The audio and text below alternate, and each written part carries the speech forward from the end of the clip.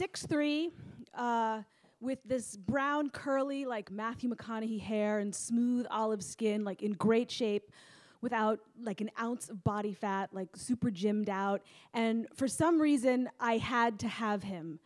He was 23, I was 33, which is a big age difference, especially when I heard somewhere that women are 7 years more mature than men. I don't know if that's true, but I buy that. So it was like a 17-year emotional age difference, but I didn't care. We were cast in a play together, and I had auditioned for this play and was called back and didn't get the part. And then the girl they did cast broke her leg in a car accident, and they called me, second choice. They're like, do you want this part? And I said, yes. Peter was cast in the men's locker room of Equinox Health Club. The director saw him in the shower and offered him the part on the spot. And this was Peter's experience of life. He was one of the beautiful people. And I had never been around one of the beautiful people before. When I was a little girl, my parents were not about like pretty, or they just like threw books at me.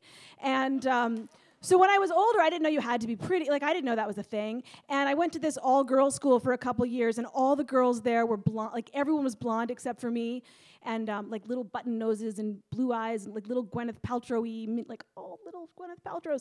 And I'm not like an ethnic-looking person, but there I was like the Indonesian exchange student. And I remember Muffy Boyce, which is her real name, and like, fuck you, Muffy Boyce. She told me that I wasn't pretty. So I was like, okay, here's my social studies homework. Do you want to copy it? And then when I got older, I just had this image of myself, and but it was fine. That's okay. Like, I have books to read. There's so many books to read. So when I met Peter, it just seemed completely not a possibility. This guy would never be interested in me because that's not who I was. And he asked me out. And we started dating. And I felt like, I was worried it was like ugly affirmative action, but we actually had fun together. He was like very fun and very light, and he had like all of his friends. He's like, meet my friends. And they were all these like, ding, like stunning, gorgeous, strapping men. They'd like play football in Central Park together, and they would like stay like this for a minute and then throw the ball. And they all had girlfriends that were like the baby Gwyneth Paltrow, like the blonde and the button nose and the blue eyes. And I was like undercover, like living among them and hoping no one would notice. And I started to understand why men have trophy wives. Like, I get it now. I totally get it. Because Peter and I couldn't really have a conversation. And he didn't get any of my cultural references. I had to like explain who Valerie Bertinelli was for like 20 minutes and like look it up online and show him. And but he was cute, like he wanted to go apple picking and like cute shit that I would never even think of like to do with a guy. And I would try to connect with him, and I remember asking him once, because he was an actor, but then at the time so was I, so. But I asked him what he wanted to be, like what was his life's dream, and he said, don't laugh, but I want to be president. And I laughed because that was funny.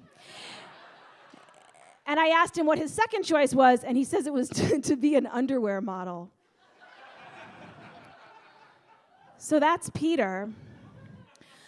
And I remember feeling so beautiful just by proximity, just that he had chosen me, and just being next to him, I actually felt beautiful. And interestingly, I never felt dumb by proximity.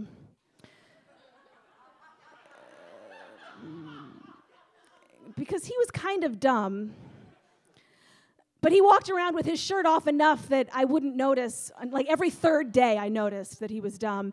And then one day, we were sitting in my apartment in Queens, and he looked up at me kind of sheepishly, and he said, we need to talk. And I know what we need to talk means because I've been to that rodeo before.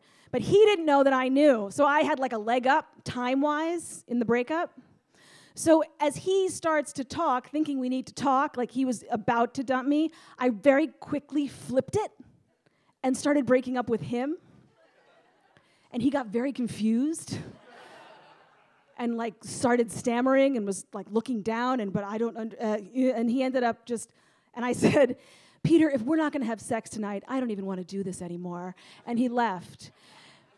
And I was very, like, yeah. And then he closed the door, and I just burst into tears for like 2 days straight because I had just been dumped by this really hot guy. But he didn't know it. So as far as he knows, I had the final word. Thank you.